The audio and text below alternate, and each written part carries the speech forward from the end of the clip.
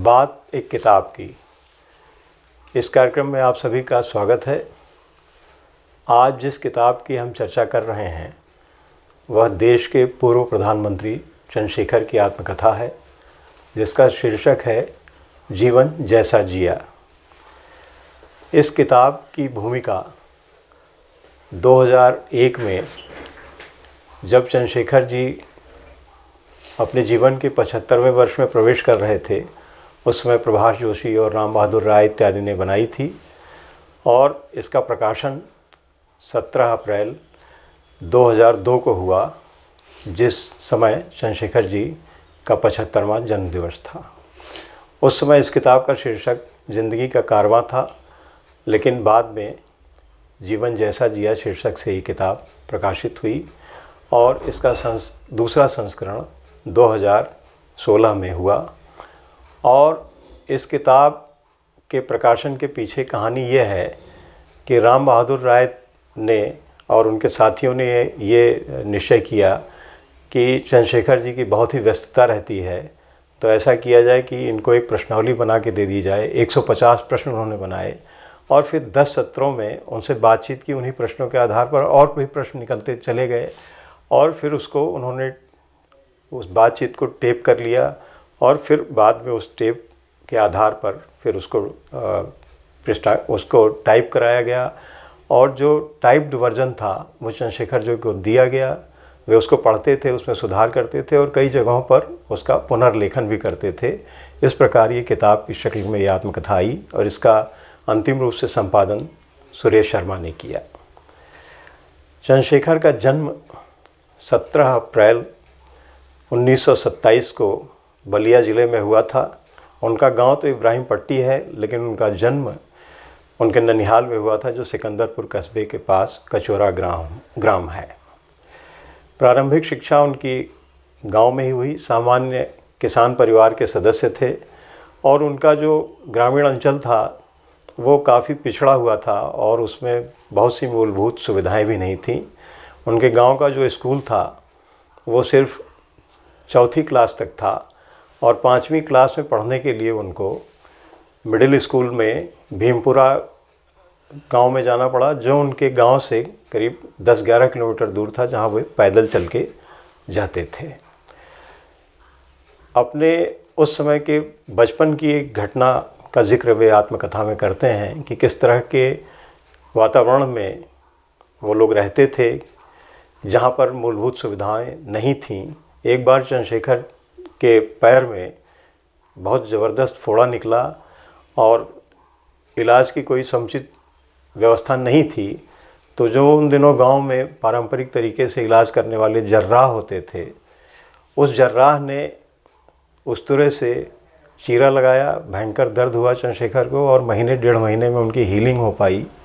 चंद्रशेखर लिखते हैं कि इसी तरह का एक फोड़ा उनके छोटे भाई को भी हुआ कुछ दिनों पश्चात और उनका ऑपरेशन बाकायदे बलिया के हॉस्पिटल में कराया गया और उसमें इलाज में 5-6 रुपए का खर्च हुआ। लेकिन लिखते हैं कि घर के लोगों को तकलीफ़ हुई उस 5-6 रुपए को भी खर्च करने में। इस तरह का माहौल था, इस तरह की चंद्रशेखर स्वयं लिखते हैं कि इस तरह की बेबसी थी उस दौर में। बहरहाल वे बचपन से ही दृढ़ संकल्प वाले इंसान थे और फिर अगली कक्षा में जब उन्होंने मिडिल स्कूल कर लिया तो पढ़ाई के लिए मऊ चले गए और मऊ में अपनी शिक्षा उन्होंने जारी रखी। मऊ में ही चंद्रशेखर आर्य समाज के संपर्क में आए और आर्य समाज उन दिनों राष्ट्रीय आंदोलन से भी जुड़ा हुआ था। चंद्रशेखर लिखते हैं कि वे सत्यार्थ प्रकाश एक एक अक्षर करके पढ़ गए। शब्दशः उन्होंने पढ़ा उस किताब को और उसका गहरा असर उनके ऊपर पड़ा। इसी समय उन्होंने शरद चंद्र चट्टोपाध्याय का मशहूर उपन्यास पथ के दावेदार भी पढ़ा और उसके एक चरित्र दादा का उल्लेख करते हैं, जिनका बहुत ही अधिक प्रभाव चंद्रशेखर के विचारों पर पड़ा। चंद्रशेखर में शुरू से ही राजनीतिक चेतना थी और वे विद्यार्थी जीवन से ही राजनीतिक विचारों की ओर आकृष्ट थे और वे बाद में पढ़ने के लिए बलिया चले गए सतीश चंद्र कॉलेज में और सतीश चंद्र कॉलेज में वे छात्र कांग्रेस के उन दिनों सदस्य हो गए। उसमें कांग्रेस और सोशलिस्ट पार्टी एक ही थी और सोशलिस्ट विचारधारा के लोग बलिया में चंद्रशेखर बताते हैं कि अधिक संख्या में थे, उनके संपर्क में आए। कुछ नामों का उन्होंने उल्लेख किया है, महानंद मिश्र, पारसनाथ मिश्र, विश्वनाथ चौबे इत्यादि इन लोगों का उन्होंने बताया कि उनके ऊपर असर पड़ा। सतीश चंद्र कॉलेज में उन्होंने छात्र संघ का इलेक्शन भी लड़ा और महामंत्री पद पर निर्वाचित हुए। इसके पश्चात वे आगे की पढ़ाई के लिए इलाहाबाद विश्वविद्यालय चले गए, जहां से उन्होंने एमए राजनीति शास्त्र में किया। उस दौरान उनकी राजनीतिक गतिविधियां भी चलती रहीं और समाजवादी विचारधारा की ओर उनका झुकाव था और समाजवादी लोगों के संपर्क में वे थे। एक घटना जिसने चंद्रशेखर के पूरे जीवन को बदल दिया वो तब हुई जब वे इलाहाबाद से अपना एमए करके और फिर बनारस गए और बनारस में उन्होंने बनारस हिंदू विश्वविद्यालय में शोध करने का निर्णय किया, रिसर्च करने का निर्णय किया।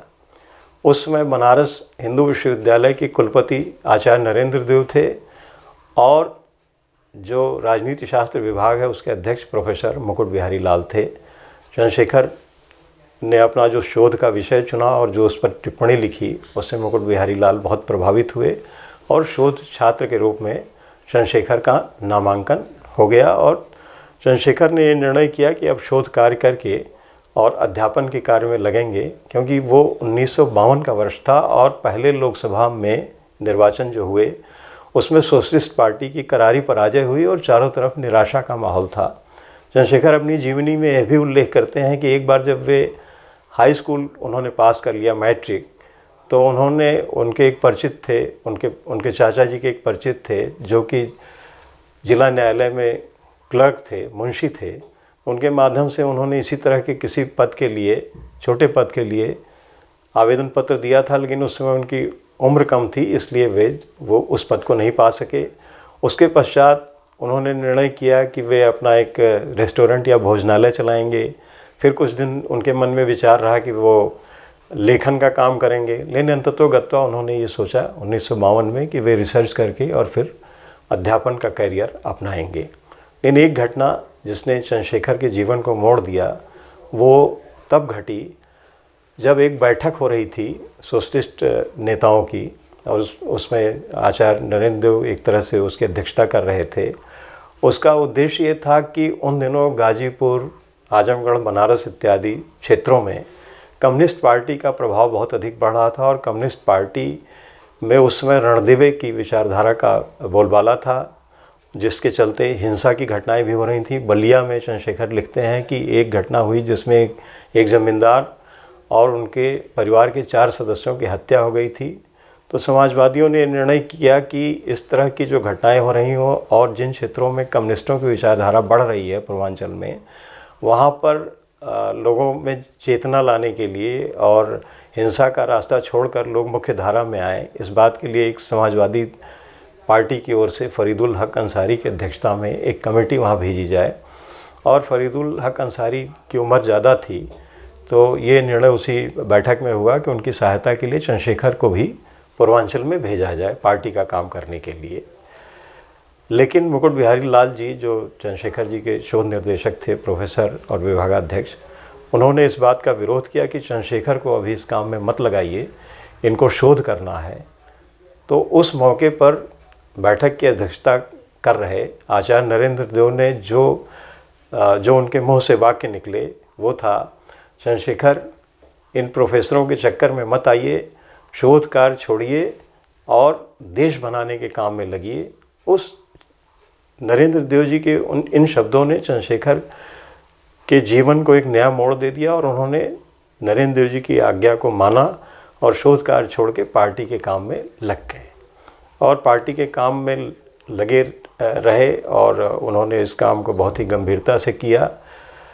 बाद में जब प्रजा समाजवादी पार्टी, प्रजा सोशलिस्ट पार्टी बनी तो चंद्रशेखर उसमें चले गए और आचार्य नरेंद्र देव ने 1954-55 में उनको प्रांत का जनरल सेक्रेटरी, जॉइंट सेक्रेटरी बना दिया और उस काम को करने लगे बड़ी मेहनत के साथ।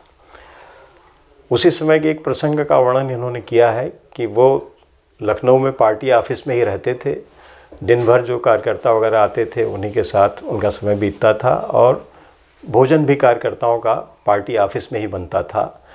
और चंद्रशेखर बताते हैं कि रात में जब सब लोग अपना खाना खा के सो जाते थे तो चंद्रशेखर जी जो जूठे बर्तन रहते थे उनको स्वयं साफ़ कर देते थे। पार्टी कार्यालय में कोई चपरासी या किसी सहायक की व्यवस्था नहीं थी। एक रात दामोदर स्वरूप सेठ जो पार्टी कार्यालय में रुके हुए थे और बहुत ही वरिष्ठ नेता थे, उन्होंने देखा कि चंद्रशेखर जी जूठे बर्तन साफ़ कर रहे हैं। तो अगले दिन सुबह जाकर नरेंद्र देव जी से उन्होंने शिकायत की कि पार्टी कार्यालय में एक सहायक या था चपरासी की व्यवस्था नहीं है और ये काम चंद्रशेखर को आपने क्यों करने के लिए छोड़ दिया है। तो फिर नरेंद्र देव जी ने पूछा उनसे, चंद्रशेखर से, कि आप क्या ऐसा करते हैं। तो चंद्रशेखर ने बताया कि मेरे पास ज़्यादा काम नहीं है तो मैं इस काम को स्वयं कर लेता हूँ। इस तरह का लगन और समर्पण उनके भीतर था।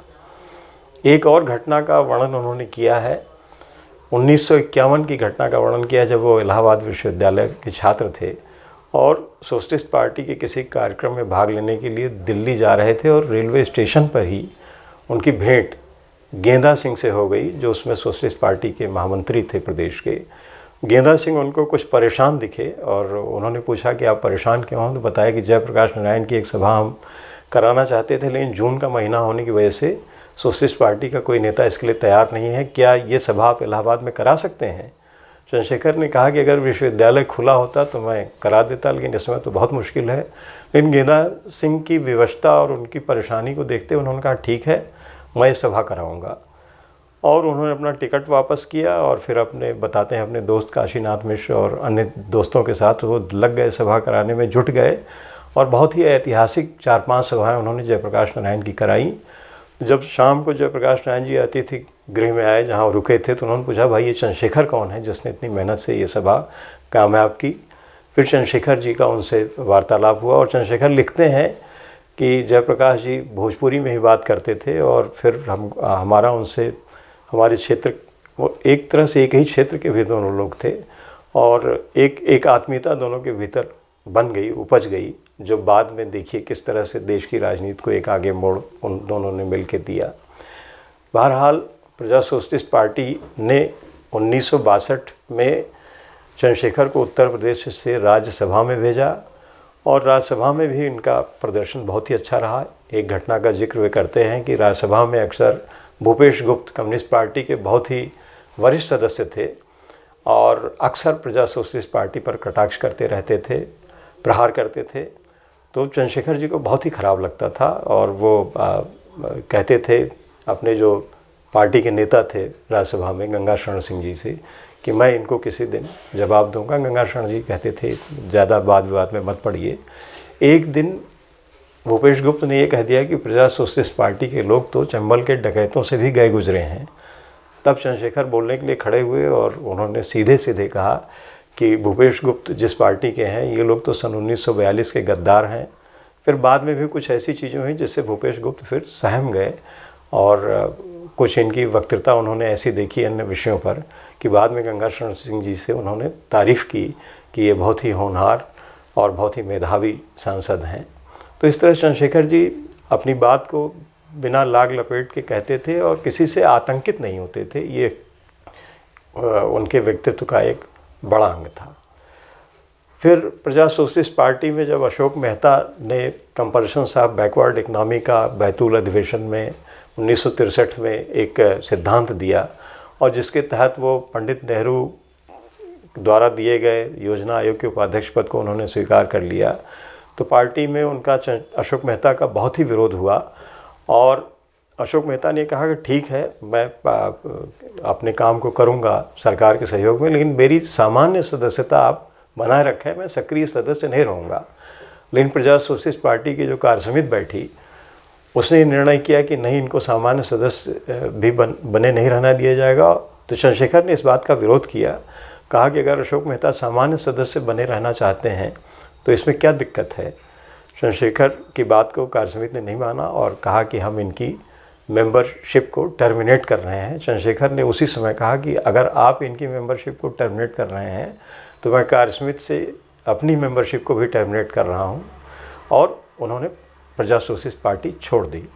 प्रजा सोशलिस्ट पार्टी छोड़ने के पश्चात कांग्रेस में सम्मिलित हुए और ये हम सभी लोग जानते हैं कि चंद्रशेखर जब कांग्रेस में सम्मिलित हुए तो उन्होंने कांग्रेस की जो विचारधारा थी उसको उन्होंने एक नया आयाम देने में महत्वपूर्ण भूमिका निभाई, चाहे बैंकों का राष्ट्रीयकरण रहा हो, चाहे प्रिवी पर्स रहा हो, प्रिवी पर्स का खात्मा रहा हो। सभी मुद्दों पर उन्होंने जो प्रगतिशील मुद्दे थे उस पर श्रीमती गांधी का खुला साथ दिया, और इनके साथ एक इनके सहयोगियों की पूरी टोली थी जिसको लोग युवा तुर्क के नाम से जानते ही हैं। इंदिरा गांधी का इन्होंने समर्थन किया और मोरारजी देसाई का कई मुद्दों पर इन्होंने लोकसभा में मुखर विरोध भी किया, जो उस समय देश के वित्त मंत्री थे। इंदिरा गांधी ने कई बार इनको समझाया भी कि आप इतना खुल के विरोध न करिए, लेकिन उनकी बात उन्होंने नहीं माना और मुद्दों के आधार पर वे मोरारजी देसाई का विरोध करते रहे। फिर जब कांग्रेस का विभाजन हुआ तो ये इंदिरा गांधी के साथ गए, और जब नीलम संजीव रेड्डी को राष्ट्रपति पद का प्रत्याशी बनाया गया तो सबसे खुला विरोध करने वालों में चंद्रशेखर थे। ये चाहते थे कि जगजीवन राम को राष्ट्रपति पद का प्रत्याशी बनाया जाए, और इन्होंने खुलेआम नीलम संजीव रेड्डी की जो उनकी कैंडिडेचर था उसका विरोध किया, और एक वक्तव्य भी दिया कि मैं अपने मत को अरब सागर में फेंक दूंगा लेकिन नीलम संजीव रेड्डी को वोट नहीं दूंगा। फिर बाद में ऐसा हुआ कि वीवी गिरी राष्ट्रपति पद के प्रत्याशी हुए और जीते भी, और नीलम संजीव रेड्डी हार गए। 1971 का जो इलेक्शन हुआ उसमें चंद्रशेखर बलिया से लड़ना चाहते थे, लेकिन इंदिरा गांधी ने इनसे कहा कि देखिए आप पार्टी के लिए प्रचार करिए। और चंद्रशेखर लिखते हैं कि ये बात कम लोगों को पता है कि 1971 में इंदिरा गांधी के बाद जो सबसे अधिक दौरा, चुनावी दौरा और चुनावी भाषण थे वो चंद्रशेखर के ही थे। बहरहाल जब जयप्रकाश नारायण जी का आंदोलन शुरू हुआ तो उस समय चंद्रशेखर की पूरी कोशिश थी कि जयप्रकाश नारायण और श्रीमती इंदिरा गांधी के बीच में बातचीत हो और स्थितियां एक हद से आगे न बढ़ें जिसमें दोनों का टकराव हो। लेकिन चंद्रशेखर लिखते हैं कि बीच में बहुत से तत्व ऐसे थे कांग्रेस के भीतर जो नहीं चाहते थे कि इंदिरा गांधी और जयप्रकाश नारायण में कोई समझौता हो अथवा कोई मतैक्य हो। बहरहाल इमरजेंसी लगी और इंदिरा गांधी ने अन्य विपक्षी नेताओं के साथ चंद्रशेखर को भी जेल भेज दिया। पटियाला जेल रहे और लंबे अवधि तक जेल में रहे। लिखते हैं कि जेल में भी उनसे प्रयास किया गया कि वो किसी तरह से समझौता कर लें, जैसे जेल की रिहाई उनकी कर दी जाए। तो उन्होंने लिखा है कि मैंने उन लोगों से बताया जिन्होंने इस तरह का प्रयास किया कि मैं जीवन भर जेल में रह जाऊंगा लेकिन किसी तरह का समझौता नहीं करूंगा। बहरहाल जब इमरजेंसी हटी तो जनता पार्टी के स्वरूप में जो पार्टी आई उसमें चंद्रशेखर भी सक्रिय हुए। और चंद्रशेखर ये बताते हैं कि जब पार्टी के टिकट बंटने लगे तो लोगों ने इनके समक्ष ये प्रस्ताव रखा कि आप रायबरेली से इंदिरा गांधी के खिलाफ इलेक्शन लड़िए। इन्होंने साफ मना कर दिया, कहा मैं इस तरह की व्यक्तिगत विरोध की राजनीति नहीं करता हूं, और उन्होंने कहा कि मैं इलेक्शन नहीं लड़ूंगा। जनता पार्टी के टिकट वितरण का एक इन्होंने बड़ा ही एक प्रसंग बताया है जो इनके व्यक्तित्व को दिखाता है कि किस तरह से ये अपने मित्रों का और सच्चाई का किस हद तक जाकर साथ देते थे। बताया इन्होंने कि जब टिकट बंट रहे थे जनता पार्टी के तो गाजीपुर से गौरीशंकर राय जो इनके सहपाठी थे और मित्र थे उनका टिकट चरण सिंह ने काट दिया। चरण सिंह ही टिकट बांट रहे थे। तो ये चरण सिंह के पास गए, उन्होंने कहा कि आपने गौरीशंकर राय का टिकट क्यों काट दिया। तो चरण सिंह ने बताया कि नहीं, इन्होंने इंदिरा गांधी से माफ़ी मांग ली थी। चंद्रशेखर ने बताया कि आपको किसी ने झूठ बताया है, और लिखते हैं कि मुझे 2 घंटे तक बहस करनी पड़ी चरण सिंह से, लेकिन जब चरण सिंह ने गाजीपुर से गौरीशंकर राय का टिकट फाइनल कर दिया तभी मैं वहाँ से हटा। इस तरह से वो सच्चाई के पक्षधर थे और पैरोकार थे। जनता पार्टी की सरकार पहले आ गई और पार्टी का गठन, विधिवत गठन 1 मई 1977 को हुआ। जब ये पार्टी बनी उसी समय से जयप्रकाश नारायण ये चाहते थे कि इस पार्टी का नेतृत्व चंद्रशेखर करें, और जब पार्टी का अध्यक्ष बनाने के लिए, चुनने के लिए अधिवेशन हुआ तो उसमें चंद्रशेखर अध्यक्ष पद के उम्मीदवार नहीं थे। बहुत से लोग इसमें, विभिन्न घटक के लोग उम्मीदवार थे। और चंद्रशेखर बताते हैं कि कई लोगों के नाम पर चर्चा चल रही थी, तभी बिहार के वरिष्ठ समाजवादी नेता रामानंद तिवारी ने कहा कि आप लोग चंद्रशेखर को क्यों नहीं जनता पार्टी का अध्यक्ष बना देते। तो इस पर चंद्रभान गुप्त ने समर्थन किया, फिर मधु लिमये, जॉर्ज फर्नांडीज और जितने लोग थे सभी ने समर्थन किया। बताया उन्होंने कि बस राजनारायण थोड़ी सी हिचकिचाहट में थे, लेकिन फिर बाद में चरण सिंह ने इनके अध्यक्षता का समर्थन किया और ये जनता पार्टी के अध्यक्ष बन गए। एक घटना का इन्होंने और उल्लेख किया है जो इसके पहले की घटना है कि जब जनता पार्टी की सरकार बन गई और प्रधानमंत्री बनने की बात आई तो ये जयप्रकाश नारायण जी के समक्ष इन्होंने इस बात को रखा अपना सुझाव कि इस पार्टी का नेतृत्व प्रधानमंत्री पद मोरारजी देसाई को नहीं दिया जाना चाहिए, क्योंकि वो तुनक मिजाज हैं और उनका स्वभाव ऐसा नहीं है कि वो सबको साथ लेके चल सकें। प्रधानमंत्री पद के लिए चंद्रशेखर के अनुसार सबसे सुयोग्य प्रत्याशी जगजीवन राम थे। इन बहरहाल मोरारजी देसाई प्रधानमंत्री बने और जब वो अपने मंत्रिमंडल का गठन करने लगे तो ये लिखते हैं कि बिजू पटनायक इनके पास आए और बताए कि मंत्रिमंडल के सदस्यों में मोरारजी देसाई ने आपका भी नाम रखा है। तो इन्होंने मना कर दिया, कहा कि मैं मंत्रिमंडल में सम्मिलित नहीं होऊंगा। और फिर चंद्रशेखर ने लिखा है कि फिर उनके पास उनके मित्र मोहन धारिया आए और उन्होंने कहा कि अगर आप मंत्री नहीं बन रहे हैं तो अपनी जगह मेरा नाम उसमें उल्लिखित करवा दीजिए। और मोरारजी देसाई से मिले चंद्रशेखर, उन्होंने कहा कि मैं मंत्रिमंडल में सम्मिलित नहीं होऊंगा और मोहन धारिया को आप उसमें शामिल कर लीजिए। ऐसा ही हुआ। और ये भी लिखते हैं चंद्रशेखर कि मोरारजी देसाई को अच्छा लगा कि मैंने मंत्री पद स्वीकार नहीं किया।